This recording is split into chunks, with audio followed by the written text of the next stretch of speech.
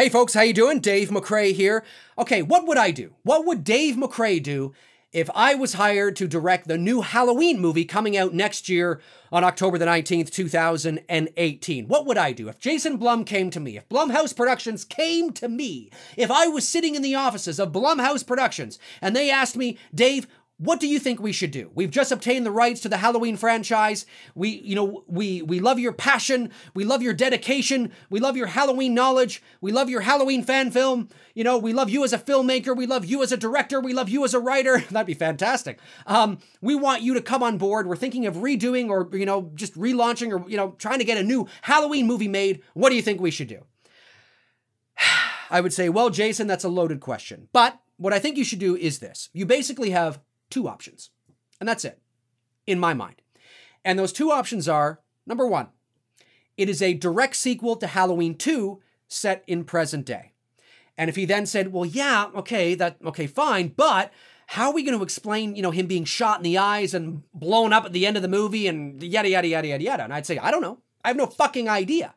But that's one of your options. And the reason why I would say that's one of your options is because the brother-sister angle is so, you've heard me say this before in my past videos, the brother-sister narrative is so embedded into the pop culture consciousness that, it's so important to the Halloween franchise that negating it completely is a big risk. Now, I'm not emotionally attached to it. I could care less, but I do recognize how a lot of you are and how important it is to a lot of Halloween fans.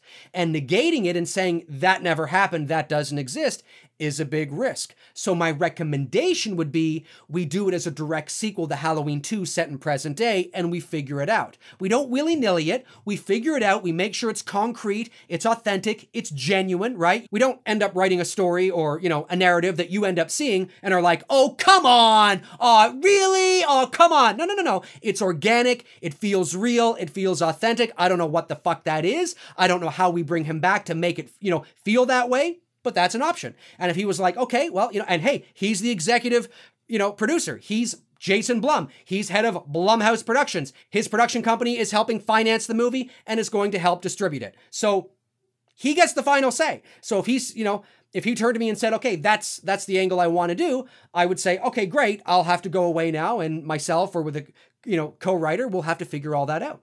And I'll be in touch. Option number 2 would be you just remake Halloween. It's so far gone. The franchise of Halloween, at the very least, is on fucking life support. It's not well. It's not healthy. It's not well. It's on fucking life support. If you went to visit the Halloween franchise in a fucking hospital, it would be lying there in the bed like this.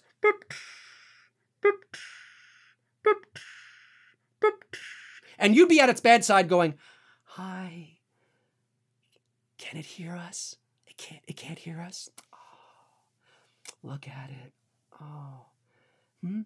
I should talk to it? Oh, yes. Yeah. I'm here. I'm right here. It's okay, baby. It's okay, baby. I'm right here. That's the Halloween franchise, okay? The Halloween franchise is not out running fucking marathons right now. You know what I'm saying? So at this point in the game, I'd be like, let's just fucking remake it. Because in my eyes, Halloween has never really had a real remake. Now, I know Rob Zombie's Halloween came out in 2007, and his sequel came out in 2009. And there were things in Rob Zombie's Halloween that paid homage to Carpenter's. There were things in it that were little Easter eggs and nods and, that kind of thing. But for the most part, it was a Rob Zombie Halloween film. And he said he felt his hands were tied because he needed to do those things. He needed to pander to the Halloween fans. He needed to drop those Easter eggs in there. He needed to construct certain things, that people go, oh yeah, cool. That feels very reminiscent of Carpenter's film because he didn't want to totally alienate everybody from this new Halloween movie. But what happened with Halloween 2? His hands were not tied, and he's like, okay, now that I've sort of, pandered to the fans a little bit, I'm gonna do a Rob Zombie fucking Halloween, okay? And here's your Rob Zombie fucking Halloween, and you got Halloween 2.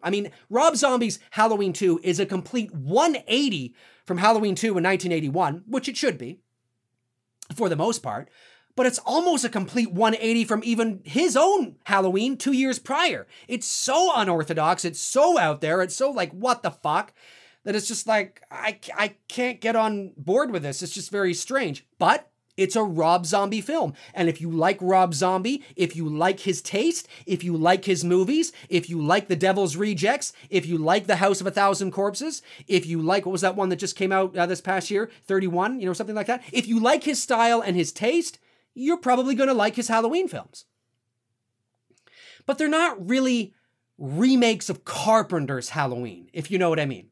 So I would say, let's remake Halloween in a real grounded, authentic, genuine way, using the same formula that Carpenter used, but bring it into 2018. Modernize it a little bit. Now, I don't mean go off the rails and bring in the pop culture references and the Snapchats and the Facebooks and the FaceTime and the Skypes and all. No. I don't want to, my Halloween film, I don't want dated.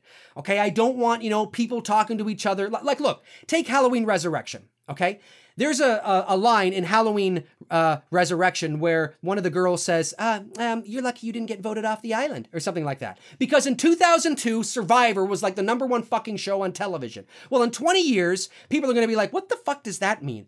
What the fuck did she mean by that? And then somebody who's older watching it with them will be like, oh, well, you see, 20 years ago, there was this show called Survivor, and it was like reality TV when it was really big at the time, and it was kind of this thing where they had to get voted on. And there's this whole other explanation about why she said that and what does that even mean, okay? Kids coming up today don't watch Survivor. They don't watch fucking TV. They don't know what it fucking means. So when they hear a line like that, they're like, I don't want any of that shit in my fucking Halloween film. That doesn't mean that because we're bringing it into 2018, you don't see people on cell phones or you don't see the odd text go back and forth or something like that. No, that's fine. It's 2018.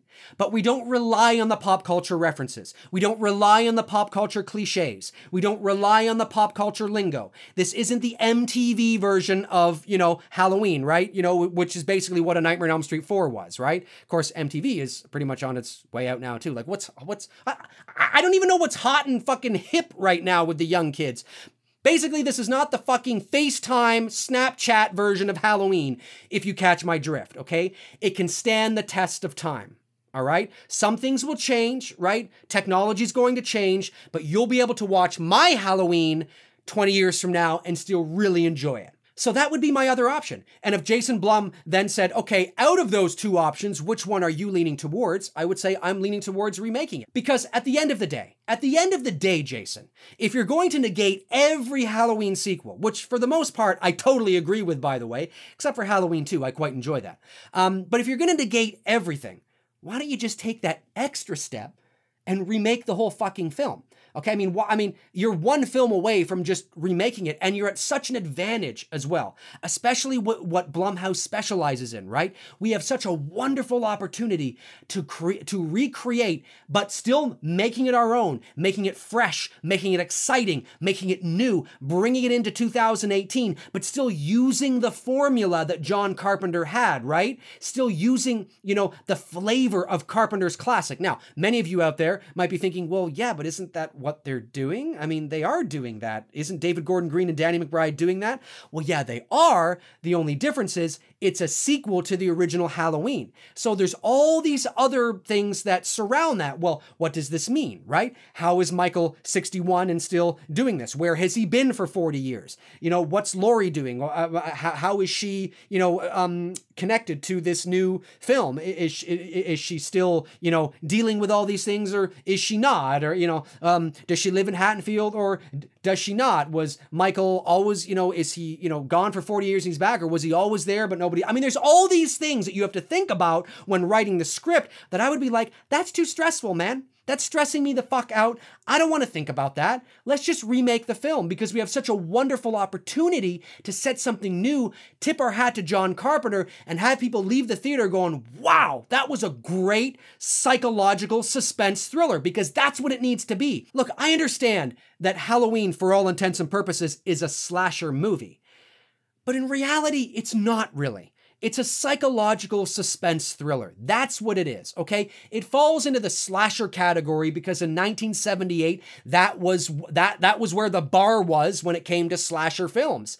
But by today's standards, John Carpenter's Halloween is not a slasher movie.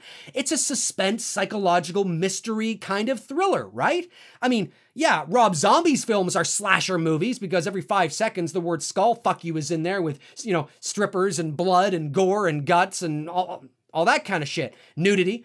But Carpenter's Halloween is not. In 1978 it was, but it's not now. So if we remake Carpenter's classic now, it wouldn't be considered a slasher, which is great because it gives us the opportunity then to tap into what's really scary, to tap into the psyche of our audience, because we all experience fear pretty much the same way. From an evolutionary biology point of view, we all experience fear the same way. We all have that fight or flight response. We all, you know, what we think we see, what we think we hear, what we picture in our own mind is always going to be far scarier than what is actually revealed to us. And now we have an opportunity to tap into that. We have an opportunity to tap into the psyche of our audience and create this amazing psychological thriller with great suspense and great moments of terror.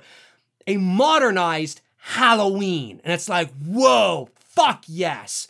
You know what I'm saying?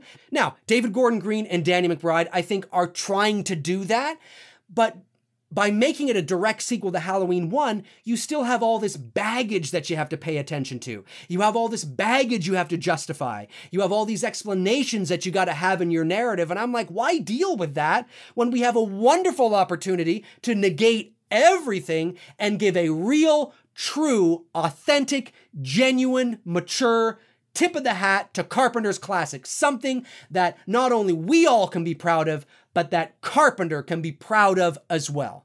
And that you as the fans, can be proud of it. You can watch that movie and be like, you know, I still kind of like the original better, but damn, they did a good job. Good job, guys. Fucking awesome.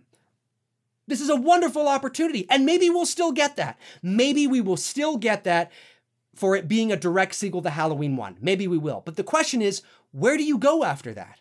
Where do you go? Look, Michael Myers isn't like Jason, okay? Michael Myers isn't like Freddy. The character of Michael Myers, what John Carpenter wrote, okay, going back to the roots of the birth of the character of Michael Myers, he always had a shelf life. He always had a shelf life, okay, because he was part human, part supernatural, right? John Carpenter said he is human with supernatural elements, you know, a slight supernatural edge. That's an exact quote from John Carpenter in 1999.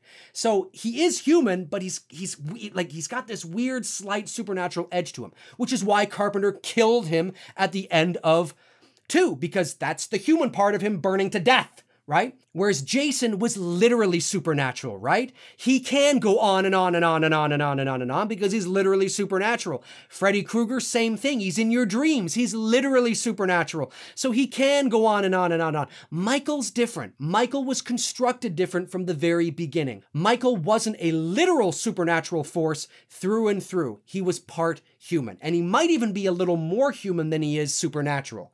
So I think it's important to understand that Michael has a shelf life. But here is a wonderful opportunity for us to then maybe, if we remake Halloween, like remake it, okay? And then maybe we do a sequel with Michael Myers. But then we have a wonderful opportunity to end the Michael Myers story and maybe start an anthology series. You see, when Halloween 3 came out in 1982, the word anthology wasn't in the pop culture consciousness. It is now.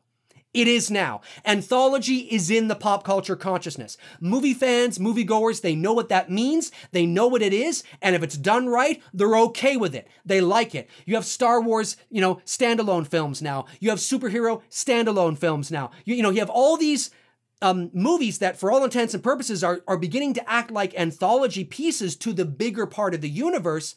That, that word is there. It's more accepting now, where maybe, just maybe, I'm saying maybe, if we do the Michael Myers story, complete it, we might have this wonderful opportunity to start a Halloween anthology series, because there's a lot of amazing, creepy, eerie, fucked up stories we could write with a Halloween-centric focus that might really resonate with people now 40 years later, whereas it didn't in 1982. We have the internet now, marketing has changed, right? Social media now, all the ways that we can promote the possibility and this idea of these creepy new Halloween films coming out. And if they're done right, if they're done well, if they really are creepy, I think the probability of today's fans and today's movie-going audience accepting it is much greater than it was in 1982.